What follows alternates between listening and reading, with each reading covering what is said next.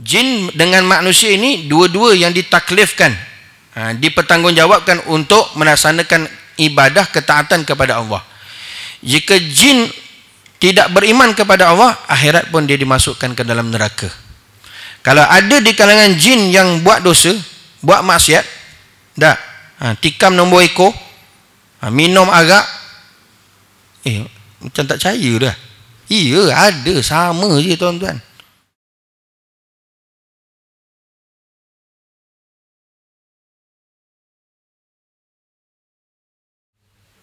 Assalamualaikum warahmatullahi wabarakatuh. Qala Syekh Musannif rahimahullahu ta'ala wa nafa'ana bihi wa bi'ulumihi fi darain amin ya rabbal alamin.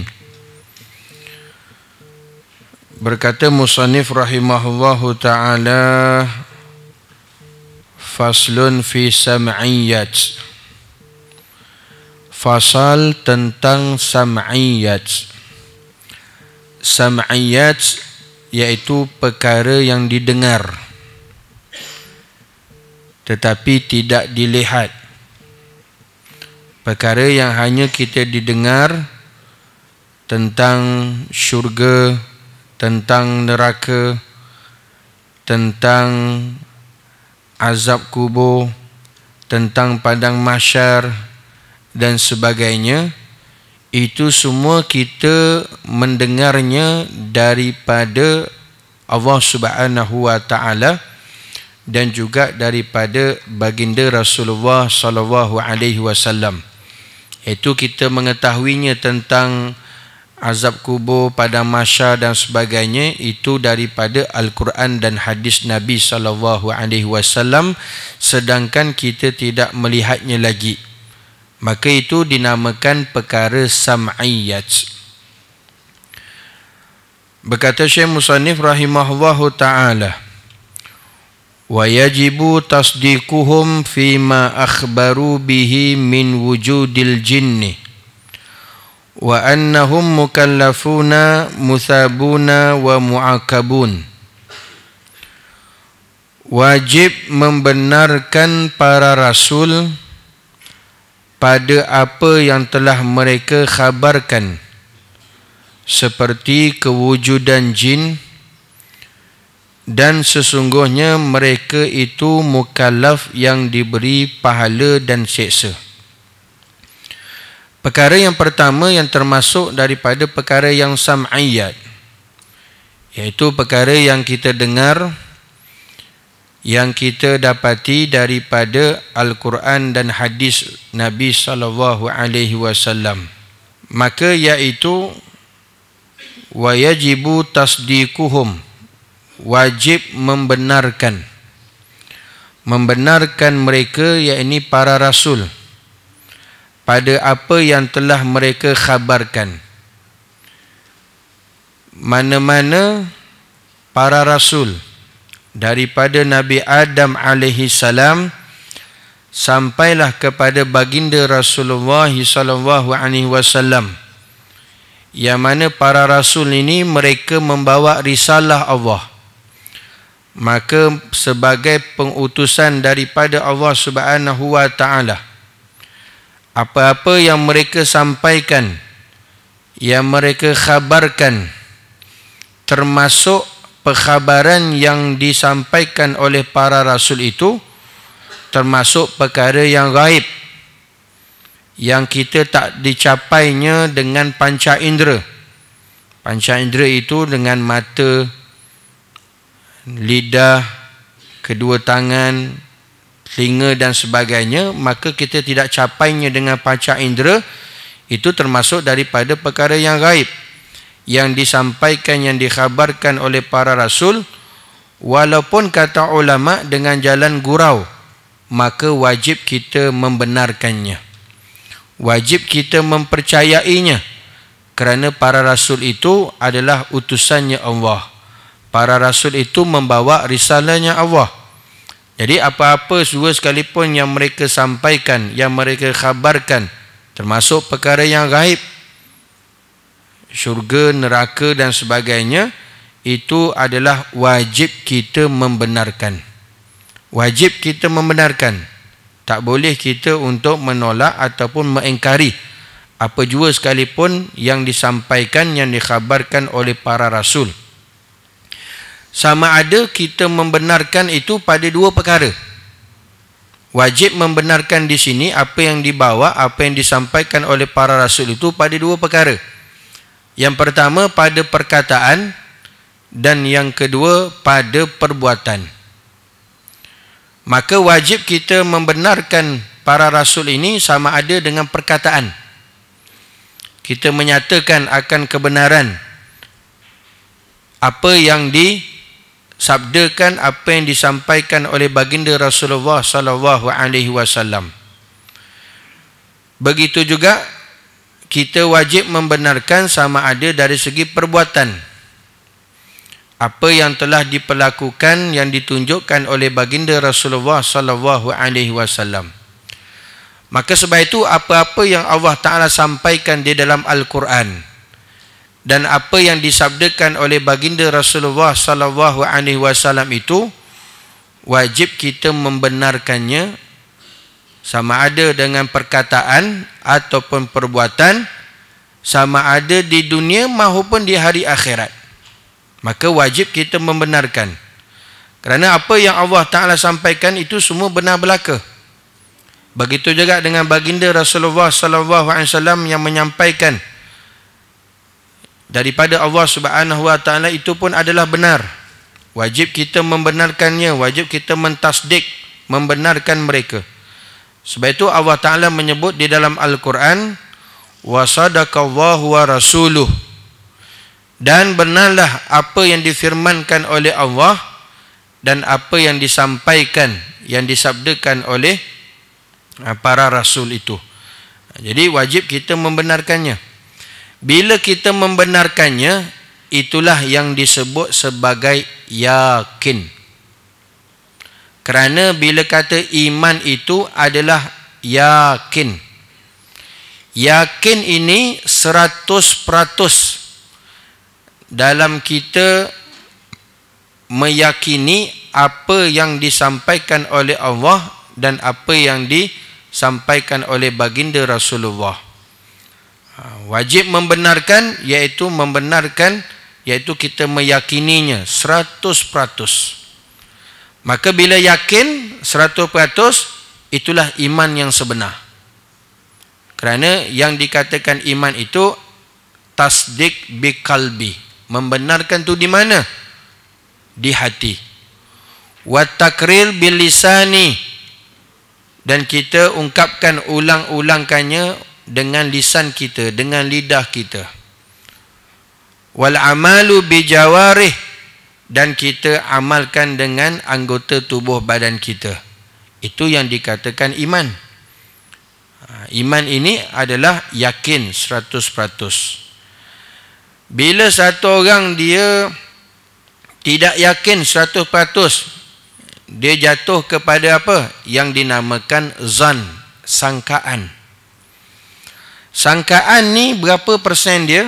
Kurang daripada 50%. Iman tak boleh macam gini. Akidah tak boleh yang dinamakan zan, sangka. Dia menyangka ataupun dia sangka-sangka, mungkin dah agaknya sangkaannya Allah Ta'ala ni mungkin kuasa ataupun tak kuasa. Kemungkinan dia sangka bahawa Allah Ta'ala ni boleh jadi ada, boleh jadi tak ada. Sebab hak doa banyak kali pun tak berkenan pun. Tak boleh, akidah tak boleh zan. Akidah tak boleh pada tahap sangka. Sangkaan tak boleh.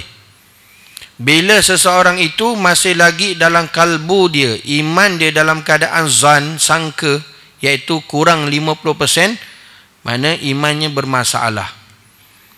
Akidahnya goyang. Imannya tak sempurna. Itu bukan yakin namanya. Ini bahaya ni tuan-tuan. Kalau begitu, maka perlu diambil perhatian.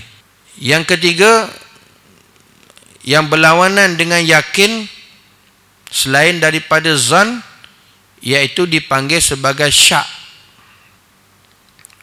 syak. Syak ni dia 50-50. Agak-agak keyakinan dia bukan yakin 100%, tapi dia syak. Ada ke tak ada? Kemungkinan tak ada Tuhan, kemungkinan macam ada. Ya? Bila tahap akidah iman dia ada syak 50-50, itu iman tak sempurna. Ini iman tahap bahaya ni sebenarnya. Sebab apa? Dia ada syak. Dia tidak yakin 100%. Separuh tu nama syak. 50-50. Separuh yakin, separuh kuat, separuh lagi agak lemah. Dan seterusnya, berlawanan lagi daripada yakin 100% yang disebut sebagai waham. Waham ni dia lebih 50%. Tadi zan dia kurang 50%. Sangka tu kurang daripada 50%. Tapi waham ni dia lebih daripada 50%. 70%, 80%, tapi tak 100%. Tapi masih tak sempurna lagi iman yang macam ini. Iman yang waham. Yang paling dahsyat, yang paling teruk sekali, jahil, kata ulama. Jahil, tak mengaji, tak belajar tauhid, sampaikan jahil dia dengan Tuhan, sampaikan dia tak kenal Allah Ta'ala dengan sebab tak mengaji tauhid. Maka bila dia jahil, maka binasalah tuan-tuan. Jadi iman yang tertolak adalah iman yang zan kurang 50, iman yang syak 50-50, iman yang waham lebih 50, tetapi yang iman yang sempurna adalah yakin 100%. Sebab itu problem kita ni nak dapat keyakinan yang sebenar ni. Keyakinan yang sebenar tentang Allah Subhanahu wa Ta'ala inilah satu ujian yang besar. Kerana ramai orang percaya, tetapi ramai yang tak dapat yakin dengan sempurna. Percaya tak? Tahu tak Tuhan tu ada? Ada? Tahu? Yakin tak? Yakin. Tapi dalam masa yang sama, dia risau tentang rezeki. Dia risau tentang kehidupan dia. Dia risau tentang jodoh dia. Dia risau tentang kematiannya. Maka dia tidak yakin, letakkan keyakinan itu kepada Allah 100%. Sebab itu hati-hati dengan iman yang ada zan, syak, waham. Itu iman yang tak sempurna. Kita nak bila bertemu dengan Allah Subhanahu wa Ta'ala, kalbu iman yang yakin, sempurna. Itu yang disebut sebagai kalbun salim. Kalbun salim. Iman yang sempurna. Hati yang sejahtera. Yauma la yanfa'u malun wala banun illa man atallaha biqalbin salim. Hari akhirat nanti Allah Subhanahu wa Ta'ala tak lihat dah harta kekayaan kita. Allah Subhanahu wa Ta'ala juga tidak pandang dengan anak-anak kita. Tetapi yang Allah Ta'ala nak kita nanti bila bertemu dengan Allah, iaitu membawa iman yang sempurna, iman yang yakin 100%. Man atallaha biqalbin salim. Bila kita bertemu dengan Allah Ta'ala nanti dengan membawa iman yang sempurna. Jadi masalah besar kepada kita, macam mana kita nak pertahankan iman kita ni sampai mati pun tetap ada iman. Sampai mati tetap kita membawa iman. Sampai mati, macam mana hal keadaan iman kita sempurna, yakin 100%. Tidak ada syak, tidak ada zan, tidak ada waham. Apatah lagi jahil, na'udzubillah. Sebab itu tuan-tuan, nikmat yang besar bila mana kita hidup atas dunia ini adalah kita dapat berakidah dengan akidah yang sebenar. Nikmat yang terbesar dalam kehidupan kita atas dunia ini adalah bagaimana kita dapat meletakkan keyakinan kita kepada Allah 100%. Tidak ada pun sikit syak, tidak ada pun sikit zan, tidak ada sikit pun waham.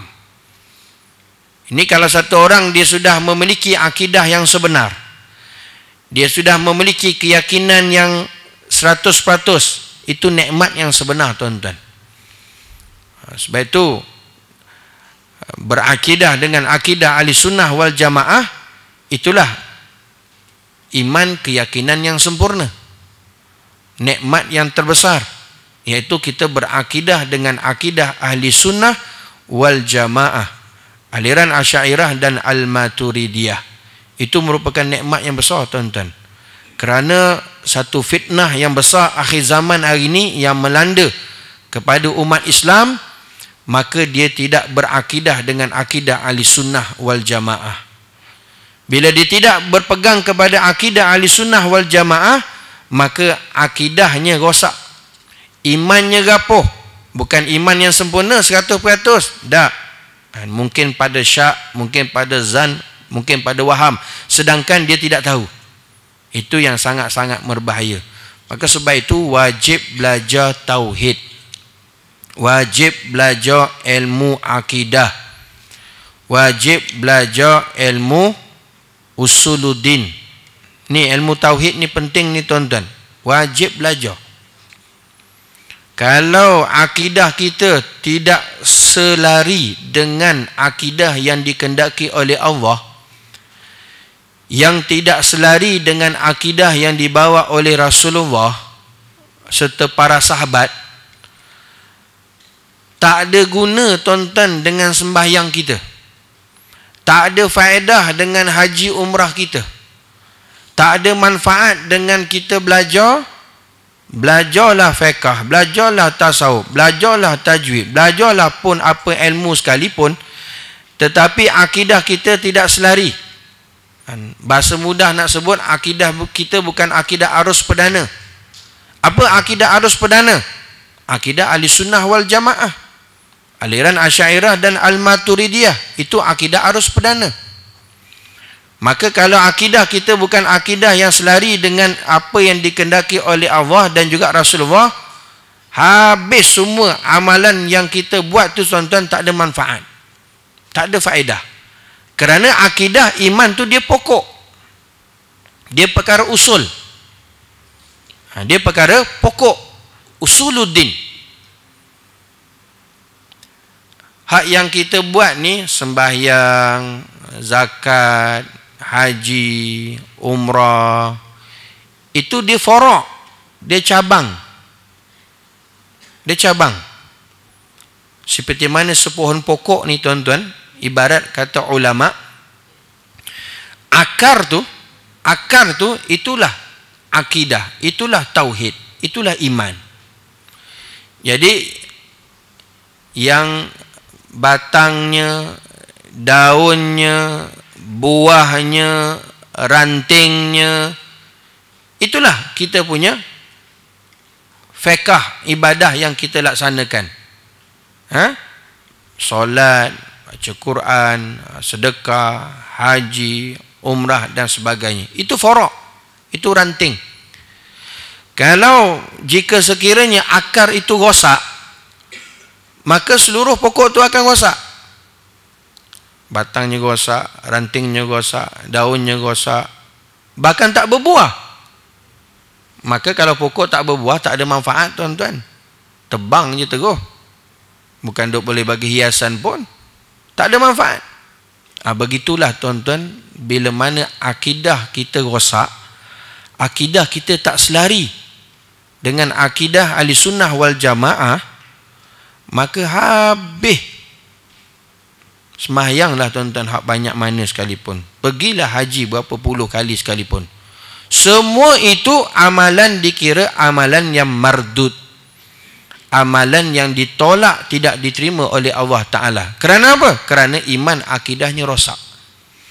Maka sebab itu betapa penting nak kena jaga akidah, jaga iman, supaya jangan rosak, jangan terpesong, jangan tidak selari dengan akidah arus perdana, iaitu akidah ahli sunnah wal jamaah. Jadi macam mana? Maka kena mengaji ilmu tauhid, kena mengaji pengajian ilmu tauhid sifat 20.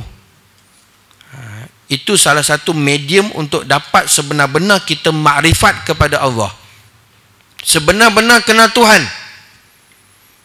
Maka inilah yang telah disebarluaskan, yang telah diamalkan para salafus salih sampailah hari ini tuan-tuan. InsyaAllah dengan cara mengaji sifat 20 ini, satu orang itu mempunyai akidah yang sempurna, akidah yang selari yang dikehendaki oleh Allah dan juga Rasulullah. InsyaAllah tak terpesong tuan-tuan. Dia akan capai dapat mengenal sebenar-benar kenal Tuhan. Sebab itu kata ulama, awaluddin ma'rifatullah. Perkara yang pertama dituntut dalam agama Islam, tak lain dan tak bukan sekali adalah mengenalnya Tuhan. Kena kenalkan Tuhan dulu tuan-tuan. Hak anak-anak ni kena kenalkan Tuhan dulu. Jangan kenalkan yang lain. Dah. Ni kenalkan artis, kenalkan game, kenalkan itu, kenalkan ini. Nak kenalkan Tuhan dulu. Kenalkan Tuhan dulu. Ajar doa anak-anak tentang makrifat kepada Allah, supaya dia tahu Allah Ta'ala tu sentiasa melihat, Allah Ta'ala tu berkuasa, Allah Ta'ala tu boleh melakukan apa sahaja sekalipun. Makhluk ni, kita ni tidak ada kemampuan, tidak ada keupayaan, tidak ada kuasa, melainkan itu semua dengan kehendaknya Allah Subhanahu Wa Ta'ala. Kena kenalkan betul. Tak? Ini kita pula yang pasak. Alung mampu buat, Alung hebat, Alung lagi pula berkuasa. Tak? Alung mampu buat, Alung hebat. Yakin dengan diri sendiri, lagi hancur. Alung kena yakin dengan diri sendiri ni. Nak SPM ni, yakin dengan diri sendiri, pasti boleh.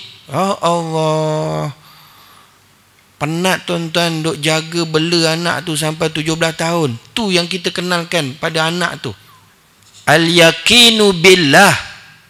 Yakin tu dengan Allah, bukan al-yakinu binafsi, bukan yakin dengan diri sendiri. Yakin dengan Allah. Along yakin dengan Allah. Usaha-usaha, belajar, study, yakin dengan Allah. Letakkan keyakinan sempurna pada Allah long. Usaha ikhtiar ni tak ada kesan pun. Itu yang kita yang sebenarnya.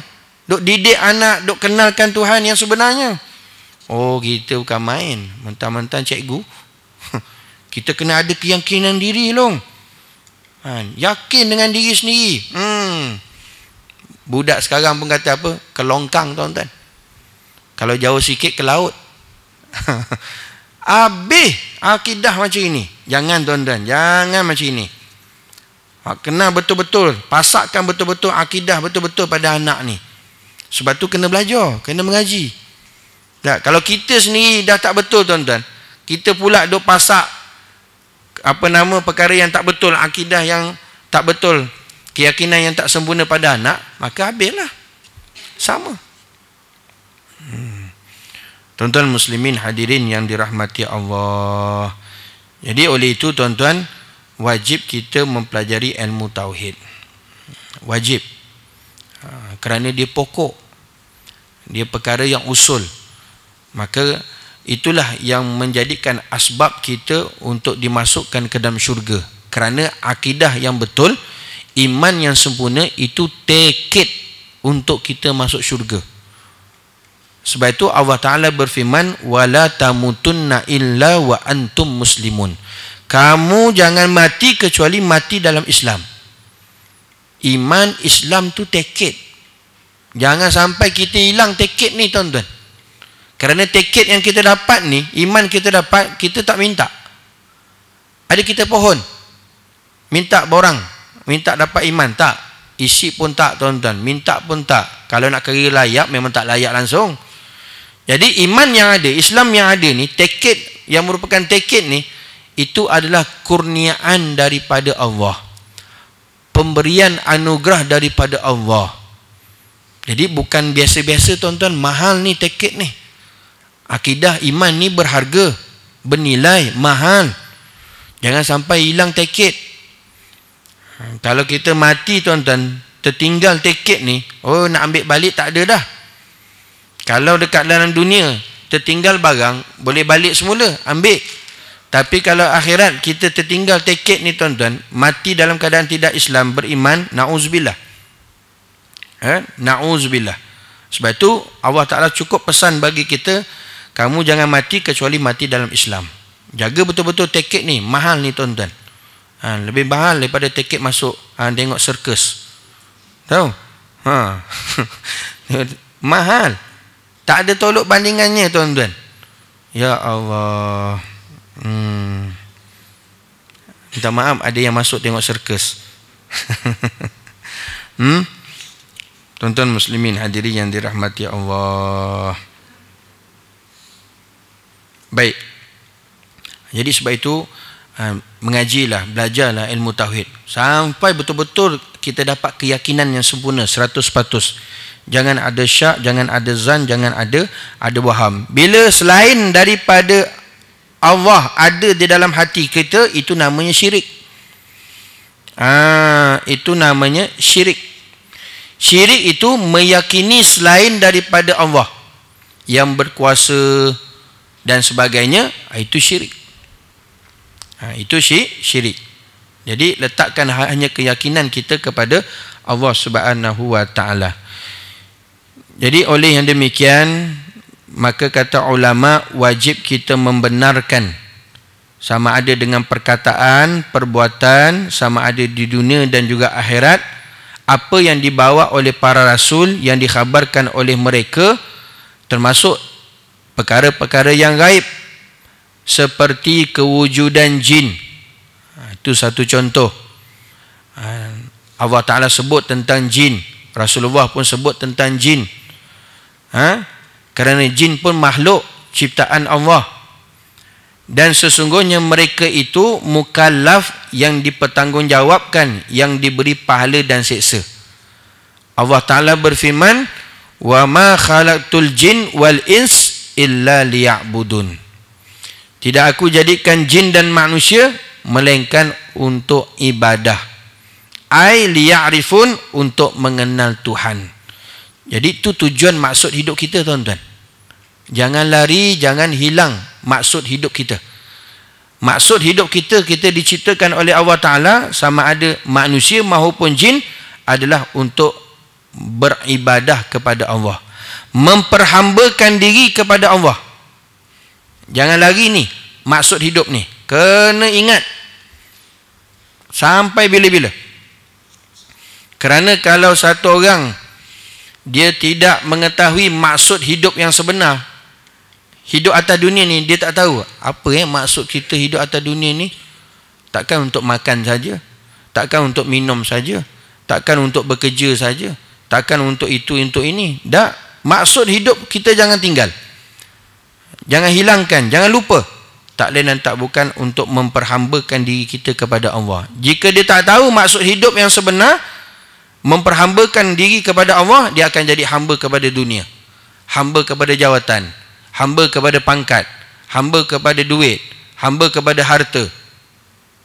Ini kalau dia tak tahu maksud hidup dia. Illa liya'budun. Maka justru itu kata ulama tuan-tuan, satu orang yang melaksanakan ketaatan ibadah kepada Allah, artinya dia itu menzahirkan kehambaan dia kepada Allah.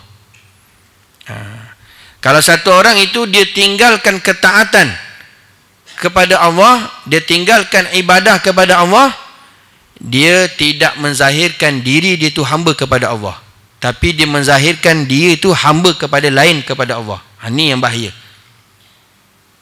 Maka sebab itu jaga betul-betul syariat, jaga betul-betul kewajipan yang diperintahkan oleh Allah. Maka selagi mana kita melaksanakan kewajipan yang diperintahkan oleh Allah, tinggalkan segala larangan yang dilarang oleh Allah, itu dia kita menzahirkan kehambaan kita kepada Allah. Kita menzahirkan kehambaan kita kepada Allah.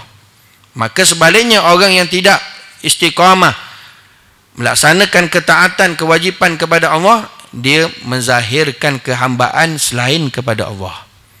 Ini yang perlu kita tahu. Sebab itu penting untuk kita tahu maksud hidup atas kita dunia ni, jangan lari. Fokus betul-betul tuan-tuan. Shoot betul-betul. Adalah semata-mata mengabdikan diri kita kepada Allah.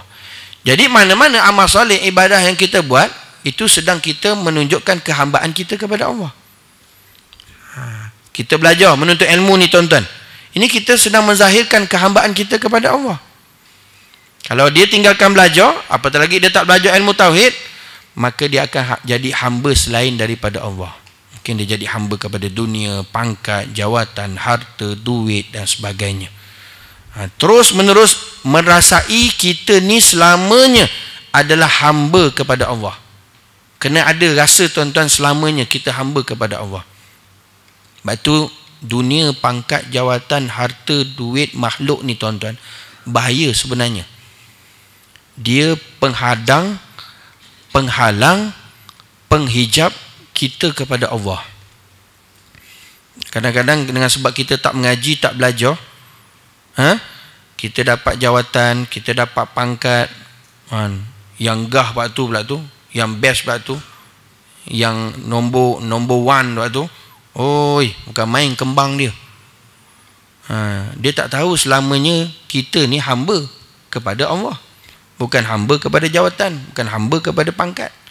Dia tak tahu yang hak bagi jawatan, yang bagi pangkat tu anugerah kurniaan daripada Allah, supaya nak menyelahkan lagi, menzahirkan kehambaan kepada Allah. Sebab itu kalau orang dia tak perasan, tak dapat rasa ni tuan-tuan, selamanya kita ni hamba kepada Allah, dengan jawatan, pangkat dia akan terhijab dengan Allah. Dia akan jadi apa? Orang sombong. Dia akan jadi orang bongkak. Dia akan jadi orang riak. Dia akan penuh dalam hatinya sifat mazmumah, sifat-sifat yang tercela. Ini yang sangat bahaya. Berapa ramai ya tuan-tuan orang tertewas dengan dunia, dengan pangkat, dengan jawatan, dengan makhluk, dengan harta dan sebagainya. Ramai.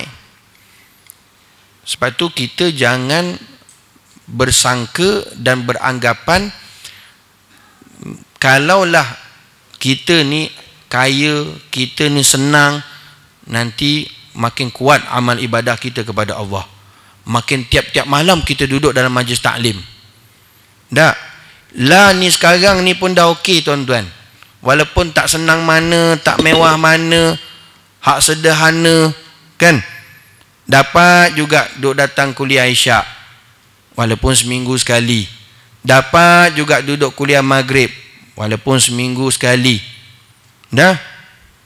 Jangan kita sangka nanti rasanya kalau aku kaya, bukan seminggu sekali aku dapat kuliah Isyak, tiap-tiap malam aku dapat. Orang kata pun cih, ya je. Tuan-tuan, sekali dapat kekayaan Allah Ta'ala beri melimpah ruah, bukan seminggu sekali kuliah Isyak, dan seumur hidup sekali nanti, 2-3 bulan sekali. Kerana kesenangan, kemewahan tu ujian sebenarnya, bala. Ramai orang tewas dengan kemewahan dan kesenangan, ramai. Itu yang kisah seorang para sahabat tu, dia miskin, dia susah. Susahnya, miskinnya dia tu, pakaian sembahyang dia tu kongsi dengan isteri dia. Ini disebut dalam kitab-kitab tuan-tuan, kisah para sahabat. Dahsyat dia punya miskin tu, pakaian sembahyang kongsi dengan isterinya. Itu tahap apa tu? Bukan B40. Dan apa tu tuan-tuan? X80. X80 dah. Dahsyat, teruk susahnya tu. Pakaian sembahyang dia kongsi dengan isterinya. Macam mana tuan-tuan? Setiap kali dia pergi sembahyang fardu 5 waktu berjemaah dengan Rasulullah di masjid, dialah orang yang pertama sekali keluar awal lepas daripada sembahyang. Sebab apa? Dia kena cepat tuan-tuan balik rumah, bagi pakaian tu kepada isinya untuk isinya sembahyang. Kerana ibadah ni, apatah lagi sembahyang, sunat tuan-tuan, para fuqaha menyatakan untuk kita sediakan pakaian khusus untuk sembahyang. Jangan pula kata apa? Agak isi je tak pakai baju ke kat rumah? Pakai, cuma tinggal lagi tak ada pakaian khusus untuk ibadah sembahyang. Sebab itu tuan-tuan, kita kena ada pakaian khas untuk sembahyang. Khas untuk sembahyang. Sunat, dapat pahala. Baju tu, baju Melayu itulah baju untuk semayang. Kain tu untuk semayang. Kopiah tu kopiah untuk semayang. Jangan main pepah aja semua tuan-tuan. Tahu pepah? Baju itulah baju menoreh. Baju itulah baju semayang. Kopiah itulah kopiah menyawit. Kopiah itulah kopiah pergi semayang. Ya Allah, sampai kupam. Sunat tuan-tuan, kena sediakan baju khas untuk sembahyang, dapat pahala. Jadi sahabat tadi dia orang yang keluar awal. Kerana dia ada hajat, keperluan, maka dia balik cepat tuan-tuan kat rumah, dia bagi pakaian kepada isterinya supaya isterinya pula sembahyang. Dahsyat susah. Dahsyat miskinnya tu. Sampai begitu sekali. Jadi daripada kisah tersebut tuan-tuan banyak faedah sebenarnya. Sebab itu kata ulama, kita masuk fiqh sikit. Kata ulama, kalau satu orang selepas daripada sembahyang berjamaah bersama imam, dia keluar selepas daripada sembahyang tu tanpa dia wirid, zikir, doa dengan imam atas dasar keperluan darurat, ada hal, maka itu diharuskan, tak jadi masalah, tak jatuh makruh.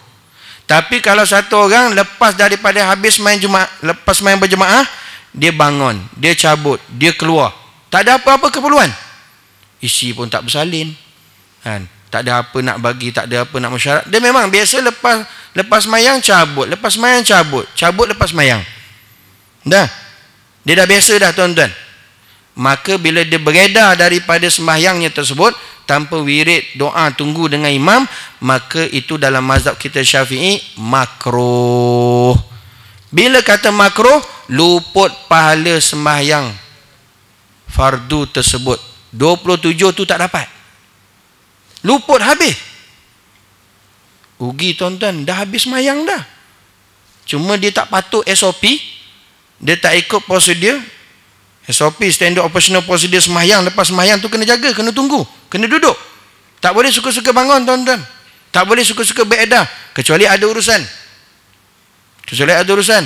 Maka kalau dia beredar tanpa ada urusan, tak ada hajat-hajat, maka makruh. Habis pahala 27 darajat. Kan rugi tu. Jadi sahabat tadi dia bangun, dia ada keperluan, dia ada hajat. Sebab tu tak dilarang oleh Rasulullah. Tak dilarang oleh Rasulullah.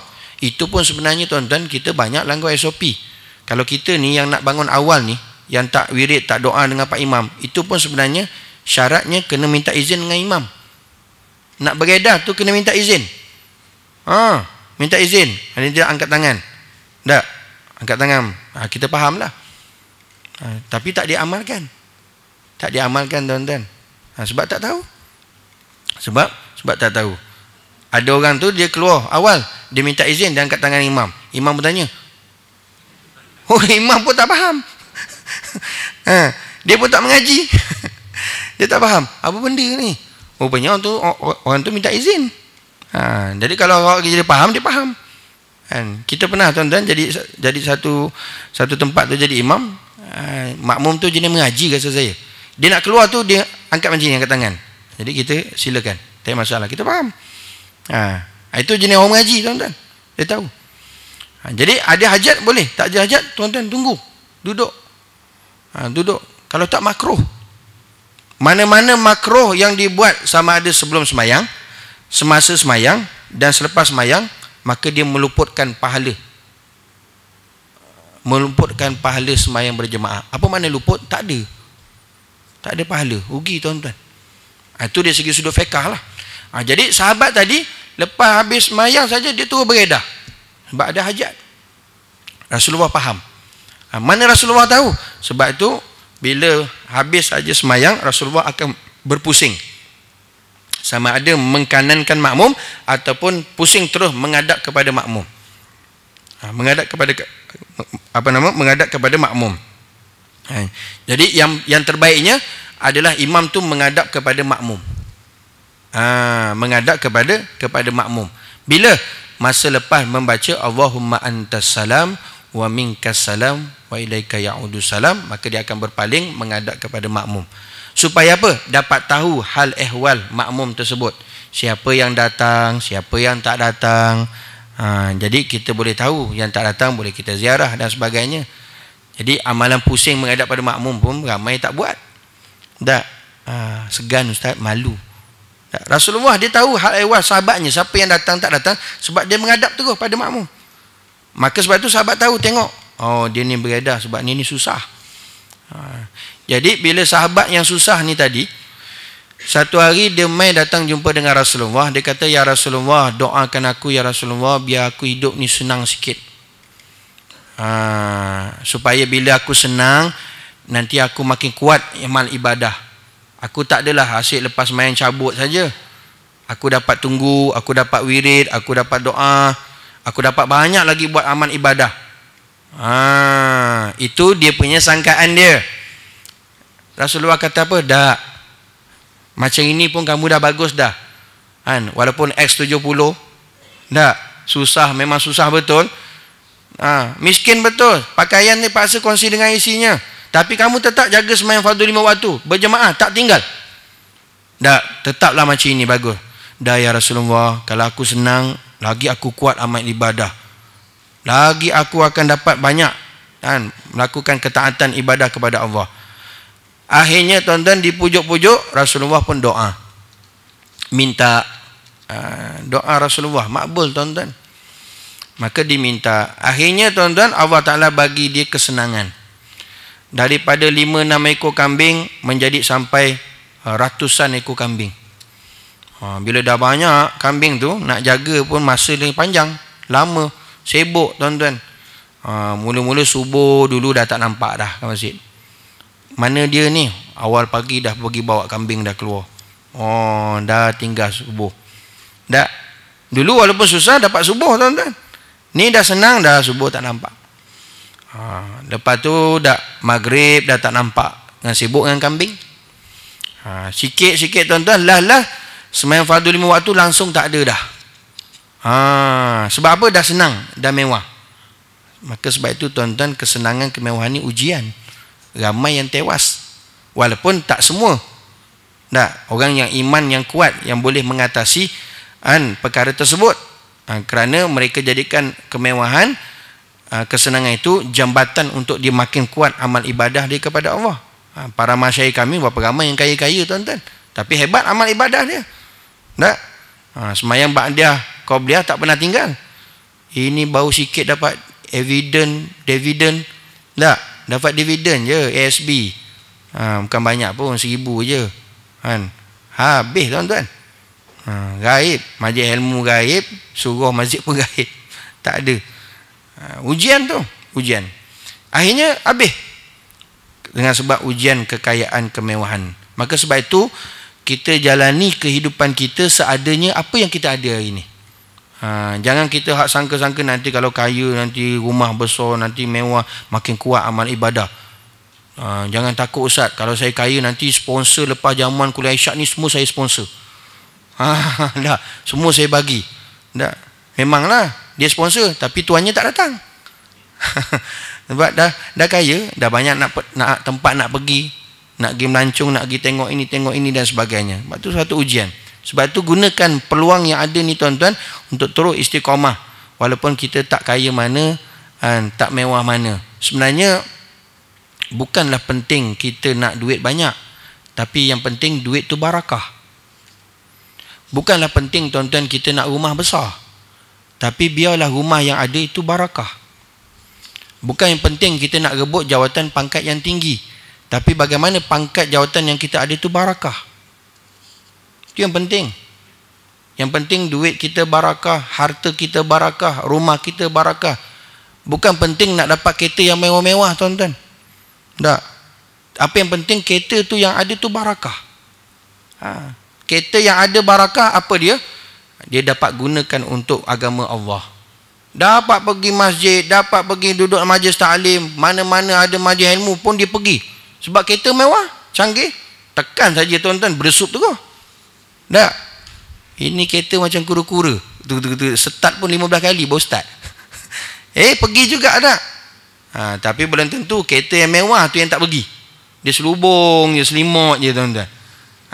Nampak kan ujian tu? Sepatutnya kena gunakan perkara tersebut untuk makin kuat lagi amal ibadah kita kepada Allah. Nampak? Itu barakah. Rumah kita barakah. Bukan mestinya kena rumah yang besar, tapi yang penting rumah yang ada tu barakah. Rumah yang barakah apa dia? Kita rasa tenang, selesa duduk dalam rumah tu. Bila kita rasa tenang, selesa duduk dalam rumah tersebut, tuan-tuan, tak panas, tak gelisah, tu barakah. Walaupun hak kecil, tak besar mana. Tapi kalau rumah besar tapi tak ada berkat, tak selesa, tuan-tuan. Tak duduk lama, panas je, gelisah je. Tuan-tuan muslimin hadirin yang dirahmati Allah. Jadi apa yang penting dalam kehidupan kita adalah barakah. Macam mana kita nak jadikan semua yang kita miliki itu, baik masa, harta, pangkat, jawatan, duit, rumah, kenderaan kita barakah, yang diberkati oleh Allah Subhanahu wa ta'ala. Maka sebab itu kata ulama, contoh apa yang dibawa oleh para rasul yang dikhabarkan kepada kita, termasuk perkara yang gaib, wajib kita membenarkannya. Umpamanya seperti adanya jin. Jin dengan manusia ini dua-dua yang ditaklifkan, dipertanggungjawabkan untuk melaksanakan ibadah ketaatan kepada Allah. Jika jin tidak beriman kepada Allah, akhirat pun dia dimasukkan ke dalam neraka. Kalau ada di kalangan jin yang buat dosa, buat maksiat, tikam nombor ekor, minum arak, macam tak percaya dah. Iya, ada, sama je, tuan-tuan. Ada, sama je. Jin hak dengan manusia, cuma bezanya alam saja. Cuma ada yang beriman, ada tak? Ada, sama juga dengan manusia. Ada yang lara tak? Ada, sama dengan manusia. Ada yang buat amal saleh tak? Ada, sama dengan manusia. La yukallifullahu nafsan illa wus'aha. Mana-mana amal ibadah yang Allah Ta'ala berikan kepada kita untuk laksanakan, bukan nak membebankan kita, melainkan Allah Ta'ala tahu kemampuan kita. Dan jin dan manusia ini diberikan tanggungjawab untuk melaksanakan ibadah. Wa ma khalaqtul jin wal ins illa liya'budun. Tidak aku jadikan jin dan manusia melainkan untuk amal ibadah. Jadi kewujudan jin pun, bila mana dia buat amal saleh, dia diberikan pahala. Kalau dia tinggalkan amal saleh, dia engkar kepada perintah Allah Ta'ala, pun dia akan diseksa oleh Allah Ta'ala. Itu mana kita tahu? Maka dikhabarkan oleh Allah, dikhabarkan oleh para rasul. Maka kita membenarkan, wajib kita membenarkan perkara tersebut, sama ada dengan perkataannya, perbuatannya dan sebagainya.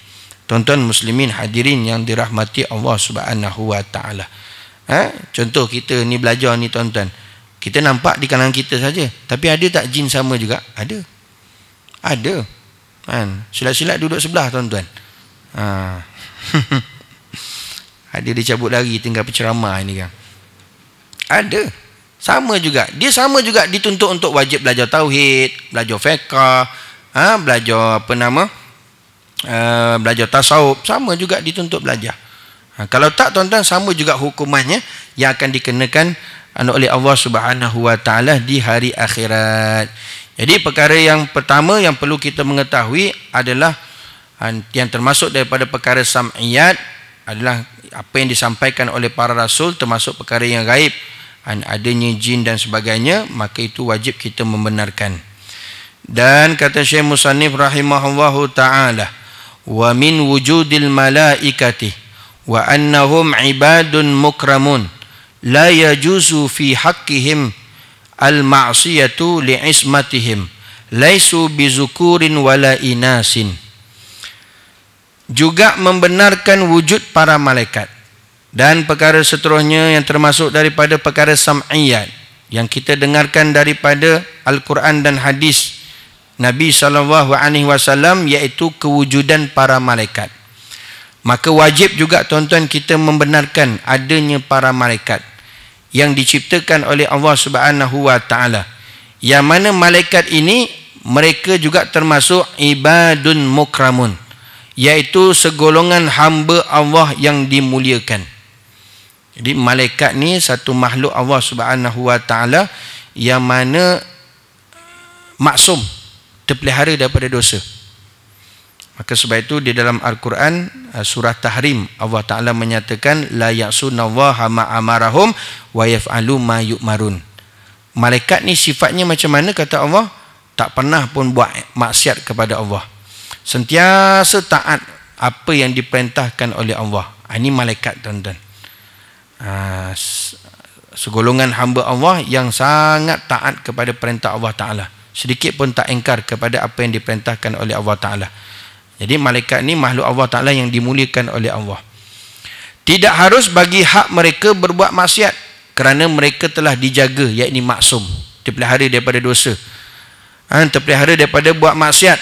Mereka bukanlah lelaki, bukan juga perempuan. Ini akidah kita ni tuan-tuan, akidah ahli sunnah wal jamaah, iaitu malaikat wujud, ada, dan merupakan salah satu ciptaan Allah Ta'ala, juga termasuk hamba Allah, juga termasuk makhluk Allah. Cuma tinggal lagi hati-hati, malaikat ni bukan pembantu, bukan penolong Allah. Allah Ta'ala tidak berhajat kepada pembantu, Allah Ta'ala tidak berhajat kepada penolong.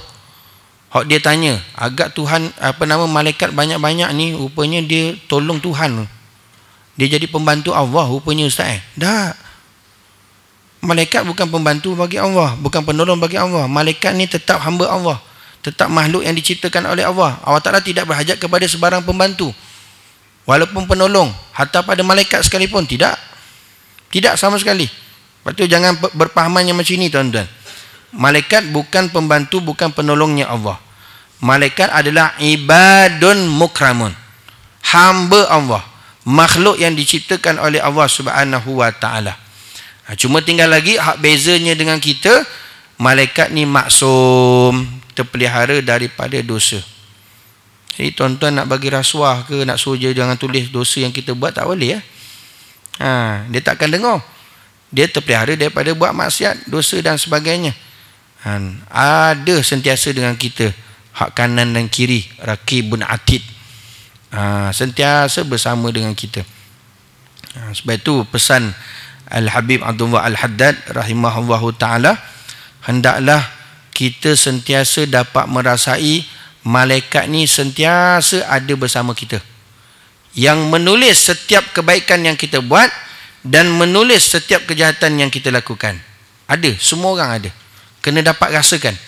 Bila satu orang dia dapat rasakan kewujudan malaikat ini, raqibun atid, maka insya-Allah kita akan dapat jaga diri kita, mengawasi diri kita, tidak bermudah-mudah melakukan maksiat dan juga dosa kepada Allah. Jadi adapun malaikat ini sifatnya maksum, terpelihara daripada dosa. Dan juga akidah ahli sunnah wal jamaah, malaikat ini tidak berjantina, laki-laki dan juga perempuan, tidak. Habis khonsah ke? Lah, tak ada. Dia kata kalau bukan laki, bukan perempuan, khonsah ke? Tak, tidak berjantina. Jangan nak kaji-kaji, nak cari-cari apa jantina malaikat. Tak usah tuan-tuan, bukan kerja kita. Jangan nak tambah kerja. Jangan nak tambah kerja, jangan duk sibuk-sibuk. Apa jantina hak malaikat ni? Tak ada. Malaikat ini laisu bizukurin wala inasin, tidak lelaki, tidak perempuan. Sudah, noktah, stop. Dia fikir lagi, balik rumah dia baca lagi, bukan laki, bukan perempuan, mesti pondan. La ilaha illallah. Sudah, tak ada. Tu saja tuan-tuan. Jangan duk fikir lebih daripada itu. Itu pegang cukup-cukup. Tidak lelaki dan juga tidak perempuan. Cuma gambarannya ada disebut dalam hadis Nabi SAW. Contohnya malaikat Jibril AS, sayapnya sekali satu buka tuan-tuan, menutup timur dan barat. Cuma tinggal lagi, janganlah tuan-tuan duk lukis macam mana malaikat ni Jibril, sayapnya besar. Dia pun buat sayap. Ada sayap kanan kiri, kemudian ada satu tanduk sini.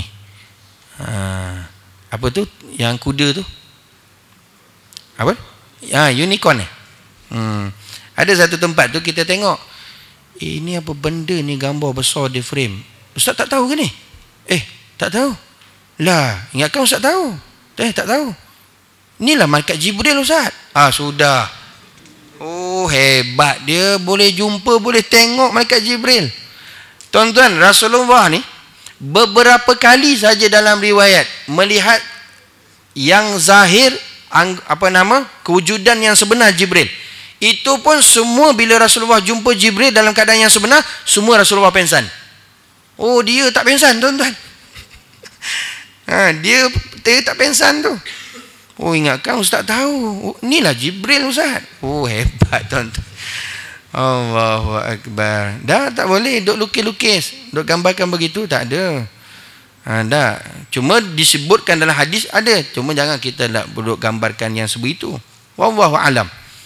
Itu yang bagaimana yang dikendaki oleh Allah Subhanahu wa taala. Rasulullah jumpa yang asal pun tuan-tuan pengsan. Banyaknya Jibril mai datang jumpa Rasulullah menyerupai manusia. Menyerupai manusia. Kalau Rasulullah pun pengsan, kita tak tahu tuan-tuan. Bukan pengsan lagi, ICU tu. Bagaimana rupa Jibril alaihissalam. Hebat penciptaan Allah Subhanahu wa taala. Jadi jantinanya laisu bizukurin wala inasin, bukan laki-laki dan juga bukan perempuan. Jadi wajib tuan-tuan kita membenarkan kewujudan malaikat ni. Ada bersama kita. Banyak dalam hadis-hadis Nabi SAW, contohnya bila kita duduk dalam majlis ta'lim, majlis ilmu ni, akan bersama-sama kita siapa? Para malaikat. Tidaklah duduk sekumpulan manusia itu dalam dia duduk itu dalam majlis ilmu, dalam majlis zikrullah, illa haffathum malaikah, kecuali bersama-sama dengan dia para malaikat. Ada? Kecuali bersama-samanya dengan para malaikat. Jadi sebab itu beruntung tuan-tuan, kita banyak duduk dalam majlis ilmu, banyak duduk dalam majlis taklim, bersama-sama kita banyaknya adalah dengan para malaikat. InsyaAllah banyak duduk dalam majlis ilmu, banyak duduk dalam majlis taklim, kita akan dapat lama-lama sifat malaikat. Yang sentiasa taat kepada perintah Allah Ta'ala. Tidak gemar melakukan dosa dan maksiat. Jadi sebab itu, oleh yang demikian, selalulah kita duduk dalam majlis taklim, majlis ilmu, kerana bersamanya adalah para malaikat. Yakin dan percaya tuan-tuan, membenarkan kewujudan para malaikat tersebut. Begitu juga dengan hadis-hadis yang lain. Bila satu orang itu masuk ke dalam rumahnya, maka dia membaca ta'awuz, a'udzubillahi minasyaitonirrajim, kemudian dia membaca ayatul kursi, maka keluarlah segala perkara-perkara yang tak baik, gangguan daripada jin, manusia dan juga syaitan. Yang datang adalah malaikat rahmat. Malaikat rahmat.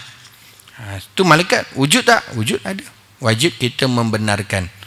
Wajib kita mempercayai akan kewujudan para malaikat yang diciptakan oleh Allah Subhanahu wa ta'ala. Dan seterusnya kata Syekh Musannif rahimahullahu ta'ala, wa min ba'thil khalqi ba'dal mauti bi ajsadihim allati kanu biha fid dunya lihisabi wa thawabi wal iqabi. Juga membenarkan kebangkitan semula makhluk setelah mati dengan jasad mereka yang mana mereka akan dihisap apa perbuatan mereka di dunia seperti pahala dan seksa. Dan perkara sam'iyat yang seterusnya yang wajib kita membenarkan, iaitu wajib kita mengimani adanya hari kebangkitan,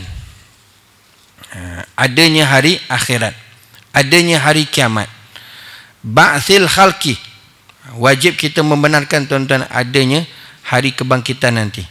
Kerana orang yang tidak beriman, orang kafir ini, mereka menolak akan adanya hari kebangkitan. Tak percaya tuan-tuan. Adanya hidup selepas ni, adanya hidup selepas dimatikan. Mereka tolak, mereka tak percaya. Maka sebab itu kita orang Islam, orang yang beriman, maka ini kehidupan kita ni sementara. Dan semua orang akan mati. Dan selepas kita dimatikan nanti kita akan dibangkitkan semula oleh Allah Subhanahu wa taala. Dengan jasadnya sekali. Yang mana di sana nanti apa amalan yang kita kerjakan sama ada di dunia itu, baik maupun buruk, akan dihisap oleh Allah, dihitung oleh Allah Subhanahu wa taala apa-apa perbuatan mereka di dunia, seperti mana pahala maupun dosa. Ini wajib kita mempercayai tuan-tuan. Maka sebab itu banyak perkara-perkara yang mana disebutkan dalam hadis oleh Rasulullah yang dikaitkan iman kepada Allah dan iman kepada hari akhirat. Contoh, orang yang memuliakan tetamu, menghormati tetamu, itu termasuk tanda dia bukan hanya beriman kepada Allah, beriman juga dengan hari akhirat. Man kana yu'minuna billahi wal yawmil akhir falyukrim daifahu. Siapa yang beriman kepada Allah dan beriman kepada hari akhirat, maksud tuan-tuan beriman kepada hari akhirat, dia yakin apa yang dia buat itu dia akan dapat pahalanya di hari akhirat, maka dia akan memuliakan tetamu. Fal yukrim daifahu, dia akan memuliakan tetamu. Jadi bukan sebarangan orang yang dapat memuliakan tetamu, bukan sebarangan orang yang dapat melayan tetamu. Kerana orang yang dapat melayan tetamu, memuliakan tetamu, menjamu tetamu, itu merupakan dia orang yang iman dia bukan hanya kepada Allah, imannya juga kuat kepada hari kebangkitan, hari akhirat. Sebab apa semua yang kita buat semua akan dibalas oleh Allah Ta'ala hari akhirat. Dalam ayat yang lain juga, hadis yang lain, Rasulullah juga ada sebut, man kana yu'minuna billahi wal yawmil akhir. Nampak? Digandingkan. Siapa yang beriman dengan Allah dan juga iman hari akhirat, falyakul khairan aw liyasmut. Hendaklah dia cakap yang baik-baik saja. Kalau tak mampu cakap yang baik, diam itu lebih baik. Nampak? Kalau orang yang dapat jaga lidahnya, perkataannya yang baik-baik, itu tanda dia beriman dengan Allah dan juga beriman dengan hari akhirat. Sebab itu tuan-tuan, kita kena kuatkan keyakinan kita bahawa setiap amal yang kita buat itu akan dihisap, akan menerima pembalasannya di hari akhirat, sama ada pahala maupun seksa. Jadi ini yang wajib kita membenarkan juga pada hari akhirat kelak. Maka inilah tuan-tuan ujian yang sebenar kita nanti di hari akhirat. Bagaimana kita jadikan hari akhirat itu adalah hari yang kita mendapat pembalasan yang baik daripada apa yang kita kerjakan di atas dunia. Itu yang kita harapkan. Dan kita minta juga, harapkan juga apa yang kita nanti di hari akhirat kita dihisap oleh Allah Ta'ala dengan hisaban yasirah, penghisapan yang mudah, yang ringkas. Jangan terlalu detail, jangan teliti. Kerana memang bila Allah Ta'ala sebut apa yang kita lakukan semuanya akan dihisap oleh Allah Ta'ala. Kalau dihisap, dihitung dengan amal yang kita buat tuan-tuan dengan detail, maka tak ada siapa pun lepas. Tak ada siapa pun boleh masuk syurga. Dengan sebab dihisap oleh Allah Ta'ala dengan detail satu persatu. Maka sebab itu kita doa pada Allah, ya Allah hisaplah, hitunglah diriku ini dengan hisaban yasirah. Allahumma hasibna, ya Allah hisaplah kami, hitunglah kami, hisaban yasirah, dengan penghisapan yang mudah, yang ringkas, yang sangat-sangat diringankan oleh Allah Subhanahu wa Ta'ala. Kerana akhirat itu adalah dipanggil yaumul jaza, tempat dibalah. Balah. Dunia ni darul amal, tempat kita beramal. Jadi amallah tuan-tuan sebanyak mana mungkin. Biarlah kita penat berbaloi dalam kita melakukan ketaatan, beramal kepada Allah. Kerana akhirat itu ada tempat dibalas, bukan tempat kita beramal. Lagi di sana hanya dibalas oleh Allah Subhanahu wa Ta'ala. Tuan-tuan muslimin hadirin yang dirahmati Allah, maka kesimpulan daripada perkara ini, yang pertama perkara sam'iyat, yang wajib kita membenarkan apa yang dibawa oleh para rasul itu sama ada daripada perkara yang gaib, seperti mana adanya jin dan sebagainya, maka itu wajib kita membenarkan.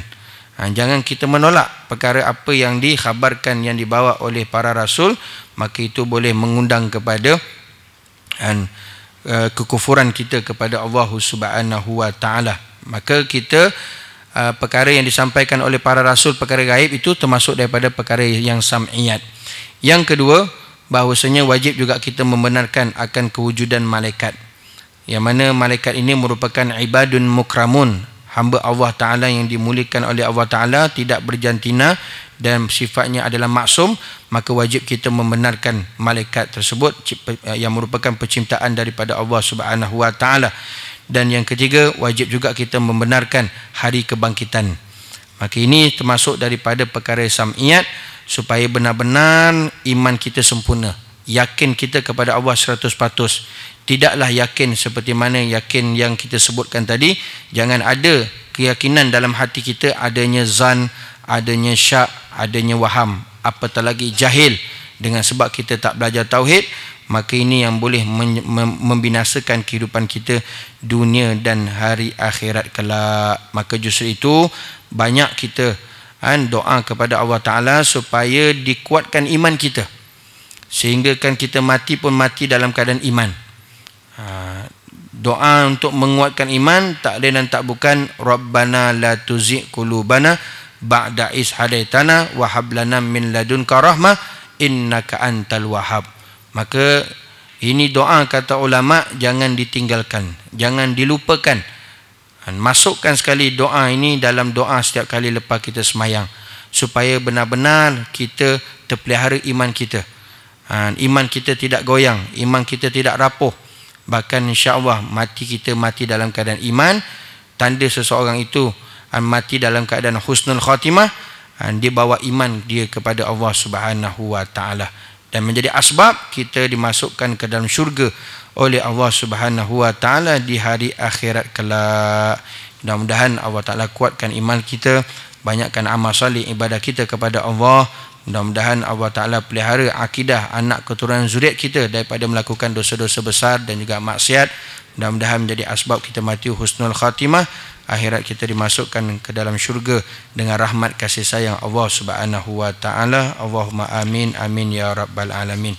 Panjang umur, insya-Allah kita jumpa nanti pada pertemuan yang akan datang. Hadza wabillahi taufiq wal hidayah. Assalamualaikum warahmatullahi wabarakatuh.